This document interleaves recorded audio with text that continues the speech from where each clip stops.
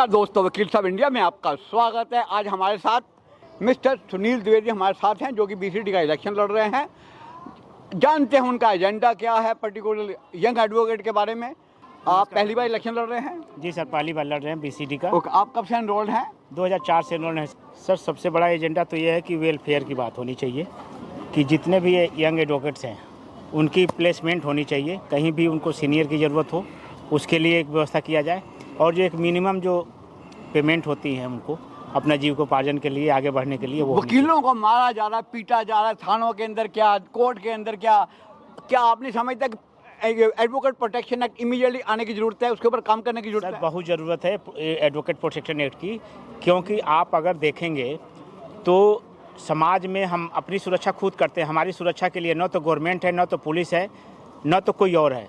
उसको देखते हुए वकील समाज जो है असहाय महसूस कर रहा है। उसके लिए एडवोकेट प्रोटेक्शन आना ही चाहिए हर हाल में। बीसीडी के मेंबर वेद प्रकाश, राजीव खोसला, इसके अलावा के मनन साहब, जो कि चेयरमैन रहे हमारे बार काउंसिल के, बार बीसीडी के, जो है उन्होंने कहा है कि करप्शन है, 90% करप्शन है। मानते हैं करप्शन है। सवाल आया कि इस करप्शन को बढ़ावा देने वाले कौन है? क्या उसके अंदर वकील शामिल नहीं है?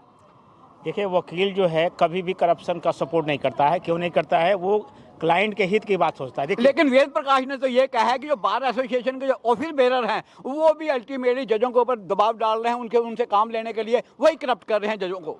देखिए, वो कहीं उस तरह की चीज़ें कोई पाए होंगे तो बोलोगे, उनका पर्सनल व्यू था उसके बारे में। अगर आप बीसीडी के मेंबर बनते हैं, क्या आप लोग जो जुडिशरी के अंदर आप समझते हैं करप्शन, पहले बात तो क्या आप समझते हैं कि जुडिशरी के अंदर करप्शन है या नहीं है? सर, करप्शन की बात यह है कि देखिए, अगर आप कोई चीज़ अगर नहीं देखते, करप्शन तो है, करप्शन है तो देखिए कोर्ट। क्या अगर आप मानते हैं करप्शन है, क्या उस करप्शन को दूर करने के लिए क्या सिर्फ आप तमाशा देखेंगे तमाशबीन की तरह, या उसके ऊपर कुछ कार्रवाई करने के बारे में भी सोचेंगे? और क्या करेंगे आप? उस पर कार्रवाई होगी, 100% होगा, और होगा ही। क्यों होगा?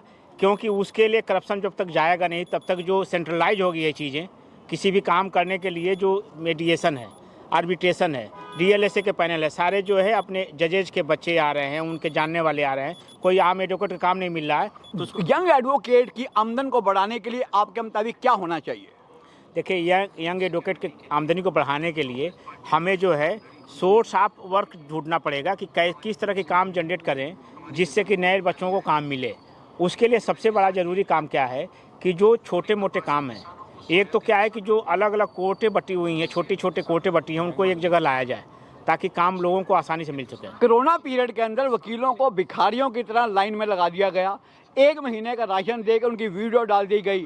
आप इसके बारे में क्या कहेंगे? क्या वाकई वकीलों की बेइज्जती की गई है? बेइज्जती की गई है। एक्चुअल में क्या है कि वेलफेयर के नाम पे जो हमारी हाई क्लास की जो अथॉरिटियाँ हैं वो आम एडवोकेट के लिए काम नहीं करी, जिसके लिए कोरोना में लाइन लगाने की नौबत आ गई। नहीं तो वकील अपने आप में सक्षम है, लाइन लगाने की कोई ज़रूरत नहीं थी, और ये करप्शन के ही वजह से चीज़ें हुई हैं। और कुछ कहना चाहेंगे यंग एडवोकेट के, हैंडीकैप एडवोकेट के लिए क्या कहना चाहेंगे? सर, मेरा बैलेट नंबर 100 है। बैलेट नंबर 100 इमरजेंसी नंबर है, 24/7। मैं अपने यंग भाइयों के लिए 112 हो गया हुआ है सर। जब से मुझे मिल गया उसके बाद 112 ट्रांसफ़र हो गया है। जब उन लोगों को, पुलिस वालों को पता चला कि बैलेट नंबर 100 सुनील द्विवेदी को मिल गया तो उन्होंने नंबर चेंज कर लिया है। तो हम यंग एडवोकेट भाइयों के लिए कंधे से कंधा मिला के 24/7 हमेशा पहले भी थे, आज भी हैं और कल भी रहेंगे। सुनील द्विवेदी जी ने अपनी बात को बड़े ही बेखौफ होकर रखा है। आप इनकी बात से कितना ज़्यादा इत्तेफाक रखते हैं? सर, मैं बता दूं, मेरा नाम ऋषभ पांडे है और मैं भी और वकीलों की तरह एक यंग लॉयर हूं। और इन चीज़ों को, जो डे टू डे की चीज़ें हैं जो वकीलों के साथ फेस हो रही हैं, जो हम देख रहे हैं, उस हिसाब से सबसे पहले तो मैं सरकार को और अपने जो बीसीडी मेंबर हैं जो ये चुनाव लड़ रहे हैं, सबसे पहले मैं इनको ये एक मैसेज देना चाहूँगा। ये चुनाव हर एक वकील का चुनाव है, और हर एक वकील के वेलफेयर के लिए बीसीडी के जो मेंबर हैं उनको सोचना चाहिए। और जो आएंगे नए मेंबर, मैं उनसे भी ये रिक्वेस्ट करूंगा कि आप, लेकिन मुझे तो लगता है ये इस बार का इलेक्शन आप यंग एडवोकेट का ये इलेक्शन है, क्योंकि मोर देन पिछले 2-3 साल के अंदर मोर देन 50,000 यंग एडवोकेट्स के अंदर इनरोल्ड हुए हैं। मैं बीसीडी के हर एक जो एनरोल्ड बच्चा है, जो यंग लॉयर है, मैं उनको सिर्फ एक मैसेज देना चाहूँगा आपके चैनल के माध्यम से कि जब आप वोट डालें और वोट देने जाएं तो सबसे पहले आप उस कैंडिडेट को वोट दें जो आपकी सुने, आपके दर्द को समझे, आपके रोजगार को समझे, आपके काम को समझे। आप बीइंग ए यंग एडवोकेट, आपकी एक्सपेक्टेशन क्या है? हमारी एक्सपेक्टेशन ये है कि अगर कोई भी मेंबर जो जीत के हमारे लिए आते हैं, हमारी बार काउंसिल दिल्ली को रिप्रेजेंट करते हैं, तो एटलीस्ट वो हर एक यंग लॉयर के बारे में ये सोचें कि किसी भी डिसीजन को लेने से पहले एक यंग लॉयर के ऊपर क्या इम्पैक्ट पड़ेगा। आप किसी के एसोसिएट हैं?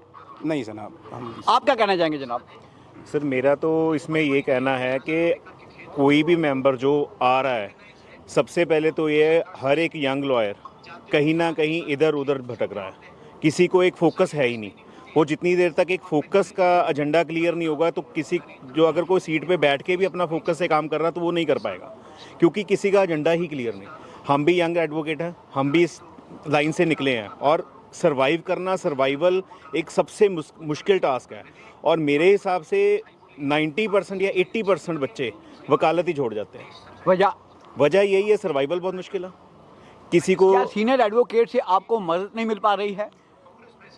ये एक रीज़न हो सकता है, क्योंकि हम ये कह लें कि पांचों उंगलियां एक बराबर नहीं है, हर सीनियर एक बराबर नहीं है, हर जूनियर एक बराबर नहीं है। बाकी अपने आप को खुद ही डेवलप करना पड़ता, कोई आपको डेवलप नहीं करेगा। नहीं, आप नहीं समझते कि जैसे कोर्ट के अंदर ही विद इन द कोर्ट की मैं जब प्रोसीडिंग की बात करता हूँ, चाहे एलसी के अपॉइंटमेंट का मसला आ जाता है, एलसी चाहे एविडेंस के पॉइंट की बात, और सो मैनी थिंग्स हैं जहाँ पर यंग एडवोकेट की मदद ली जा सकती है और उनका कोई ना कोई रोजगार का साधन बनाया जा सकता है। उसमें भी मैं एक चीज़ को देखता हूँ, उसमें भी यंग एडवोकेट्स को इतना आगे नहीं लाया जाता, क्योंकि उसमें अगर बीसीडी चाहे कोई ऐसी गाइडलाइन तैयार कर सकती है, नहीं कर सकती? बात वही है ना कि अगर कोई मेंबर, कोई भी सिटिंग मेंबर है या कोई आने वाला मेंबर है, अगर वो इस एजेंडे पे चले तो मेरे हिसाब से 90% जो 80% बच्चे वकालत छोड़ रहे हैं, कोई नहीं छोड़ेगा। आप समझते हैं कि अगर आप बीसीडी को आप जैसे राय दे रहे हैं, अगर बीसीडी इसके ऊपर अमल करे तो कुछ ना कुछ हद तक यंग एडवोकेट की प्रॉब्लम को हल किया जा सकता है? सर एक चीज़ तो कहते हैं,